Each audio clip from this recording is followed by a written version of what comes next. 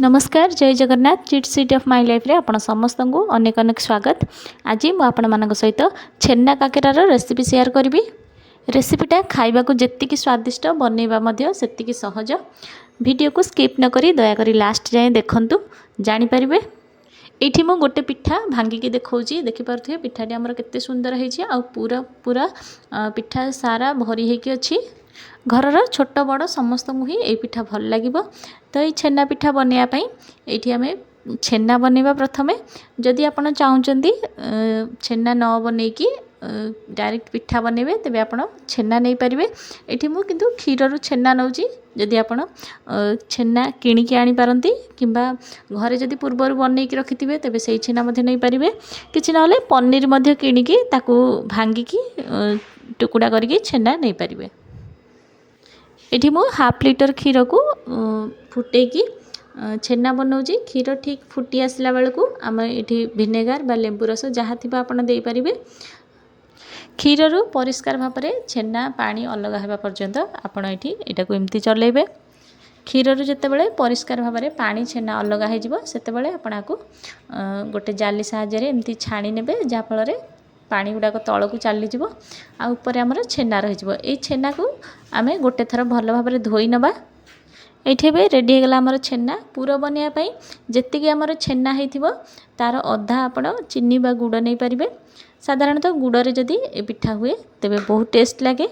ये मोर गोटे छोट गिना छेना होता आपाई से गिनार हाफ गिना नहीं जाइए गुड़ गुड़ मेल्ट हवा पर्यंत आम या भल भाव में चलेबा।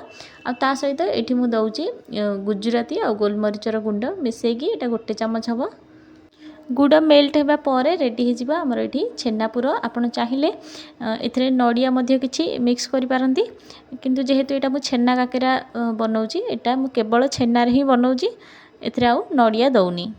छेना गुड़िक गोटे प्लेट को ठंडा हाँपाई काढ़ी सारा पर एबे मु से जगह मापिकी 2 कप नहीं पानी कहीं ये मुझे बहुत कम पिठा बनाऊँगी। मुझे गोटे कप सुजी रे पिठा बनैबी। जदि आप अधिका परिमाण रे पिठा बनाऊ था तेबे आपण सुजी आ पानी से हिसाब से नेबे।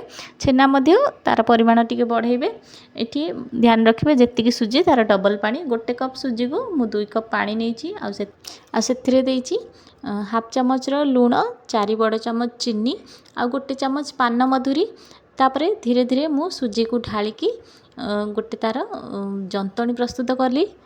पानी गरम होगी फुटवा पर ही आपण सुजी ढालिबे नचेत से लम्स पड़ज। जंतणी बनवाई सदाले आपण गोटे नॉनस्टिक कड़े नियंतु। जदि नॉनस्टिक कड़े नौ ना तेबे जेकोसी बासन में आप बनई पारे किंतु से कौन करिए गोटे चामच आप घी ऐड करदे जहाँफल जंतणी आउ से बासन में लगभग से आपे आपे छाड़ी आसो।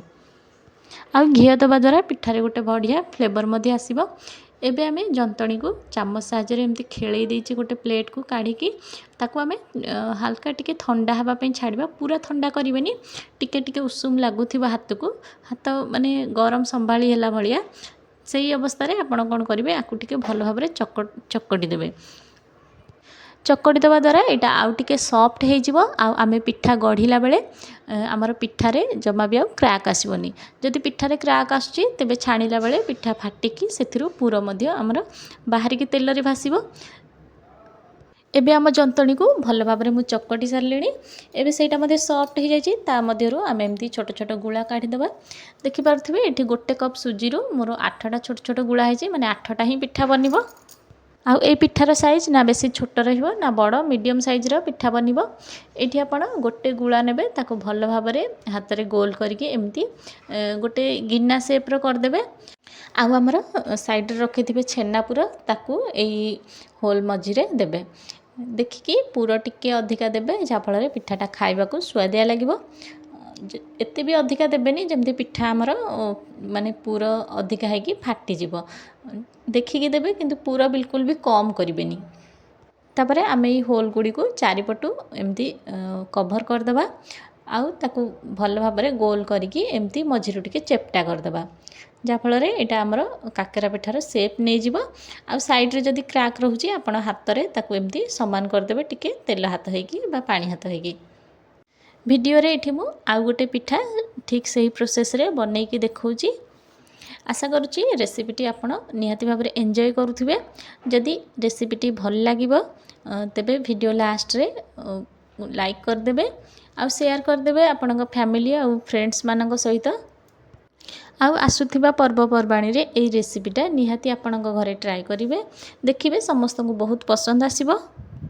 जदि आपण रेगुलर रोषे करूछंती, रोषे जानिछंती, तेबे आपन को किछि भी कष्ट पड़िबनी। जेमिति हमर काकरा पिठा बना हुए अलगा काकरा पुर दिया नड़िया पुर दिया ठीक से भली ही रहिबो, किछि तार ठू अलगा नाही। बस सेथिरे नड़िया पुर आ एथिरे छेना पुर। जदि आपण अधिका मात्रा रे पिठा बनाउछंती तेबे पाखरे जण को रखिबे, जणे जदि पिठा गढ़ी देबे तेबे आउ जणे छाणी देबे। जदि आपण कम पिठा बनाउछंती एमती मो भली तेबे सब पिठा गढ़ी सारला परे ही फ्राई करिवे। एठी मु सब पिठा गढ़ी सारलिनी। आ गैस उपरे तेल कड़ाई गरम हवा पई छाड़ीथिली। कड़ाई एबे गरम हो सारलानी। आपण एठी फ्लेम को मीडियम रे ही रखिबे, काहेकि ना जदि लो कर दउचंती तेबे पिठा गुडी को बहुत तेल टाणिबो। आ हाई फ्लेम रे पिठा बाहर तो पोड़ी जिवो किंतु भितरु कंचा रहि जिवो। सेथि पई मीडियम फ्लेम रे ही दुई पट साइड को एमती गोल्डन ब्राउन कलर आसिया पर्यंत आपण फ्राई करिवे। देखि पारुथबे जंतणी आमे जेमती भल भाव में चकटी थिले आमर पिठा मध्य से भली भल भाव में हेची, कौनसी एथरे क्राक नहीं, पिठा फाटिनी, तेल आमर पूरा परिष्कार अच्छी, आदौ सेथरु पूर मध्य बाहरिनी। एई भली प्रोसेस रे आपण पिठा को फ्राई करंतु। गोटे साइड गोल्डन कलर आसिला परे आरपट साइड चेंज करंतु। आउ एठी मोर गोटे बैच हवा पई पाखापाखि 5 मिनिट टाइम लागिला। 10 मिनिट रे एठी मोर दुईटाक बैच रो पिठा फ्राई हे गला। देखि पारुथबे केते बढ़िया कलर आमर आसीची पिठार, केते सुंदर देखा जाउची। आ यार टेस्ट मध्य जबरदस्त। निहाती गोटे थर ट्राई करंतु। जदि भल लागिबो तेबे वीडियो गोटे लाइक करिया सहित चैनल को सब्सक्राइब कर देबे। पुणी आसुची गोटे नुआ रेसिपी नेकी। रहुची नमस्कार, जय जगन्नाथ।